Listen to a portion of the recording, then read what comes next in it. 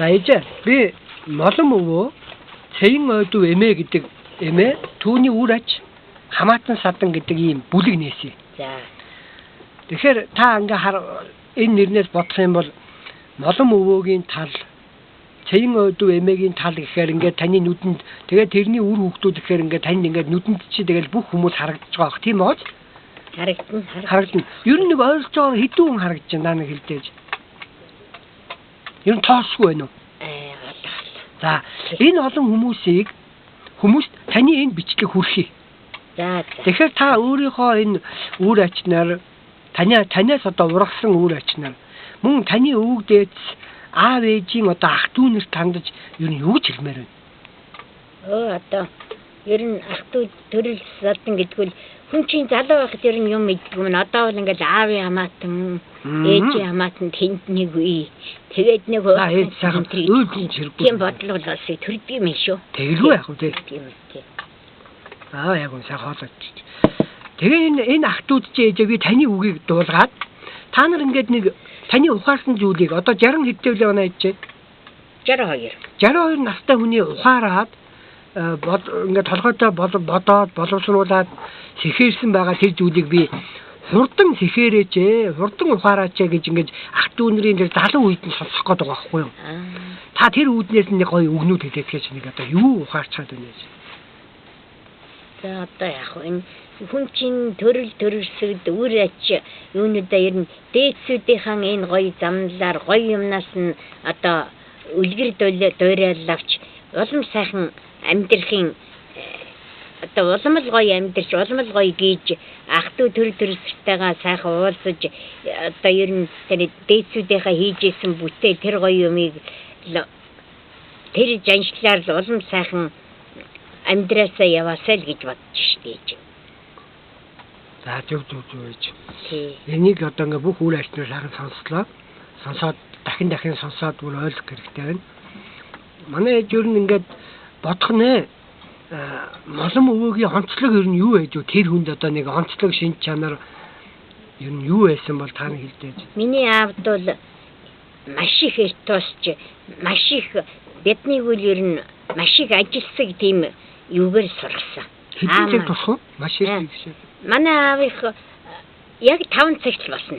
Аав ээж нь бид нарыг жоохон баг. 6 цаг гэхэд үнээгэн саагаад ороод ирнэ. Аав одоо гадуур тэр зөв орой хэд дундтгээд ихээр орой үл эрт унтнаа. Ер нь нэг 9 цаг гэхтэл ер нь бараг унтна шүү. Тий. Тэгээ нэг тог мог байхгүй зумбал юу гэдэхгүй. Өвөл энтрүүл нэг бүрэнхий болоход тэгээд л нэг 8-9-тэй уралдаад л тэгээд л унтна. Өвлөө их эрт басна. Өвөгийн үеийн тийм онцлог байгаа юм байна. Миний аав чинь нэ арх уухгүй тамхи татахгүй хүн байлаа. Яагаад тэгдгээс юм бол та энэ тэрийг мэдхүү. Би үл дотроо бодгийн ер нь миний аав ер нь яагаад энэ архийг хэрэглэхгүй тамхиг татахгүй байсан юм л гэж бодоход аав чинь ер нь хийгээгүй ажил байхгүй. Залуу наснда тэргийн газар явахтаа үрдэл бараг нөгөө санитар ментар хүн амтан ийш тийш нь хүргээд ухаан энэ тан тараадаг ч юм уу энэ бас тэр энэ тамхиг архийг уухад ер нь хүн тэргүй гэдэг яг хэрэгцээний юм биш гэдгийг л аам нь ойлгож байсан болов уу гэж боддог шүү дээ. Тэргийн газар гэдэг нь хэдэн оны үед юм бол аав чинь одоо энэ 2 дайнд оролцож байсан хүн гэж байна шүү дээ. Миний аав чинь тий. Тэгээд сэргээ салгаж жилчгээд баргээд гэж байсан бидээ тэр сум умда санитар ментар сувилж байсан юм лээ. Санитар. Ухаан нөгөө им хүн түгээдэг тий. Тэгээд л одоо энэ ер нь хэрэгтэй ид биш л гэж боддог жил би тэрийг хэрэглээгүй юм уу гэж боддог. Ер нь тэр үед ер нь хүмүүс хэрэг тамхитдаг ямар тамхитдаг байсан. Одоо мэдгүй. Лавл би жоохондоо ингээд тамхи татдаг хүмүүс тамхи олдохгүй нөгөө хатууны хомоолыг л ингээд мөрүүлээд би юмд ороод татж байгаа бас хүний ганц нэг харж л байсан. Тий. Та ер нь ээж тийм өдөө тэр эмээгийн талаар одоо бас тэр хүний одоо онцлог ер нь яг юу вэ? Таны бод. Миний ээж чинь хүний ганцхан хөөхөө. Тий. Их ажтай. Ажилсах. Одоо ер нь юмыг их нямбай ихэд Нямбай миний ээж тийм хүн байсан.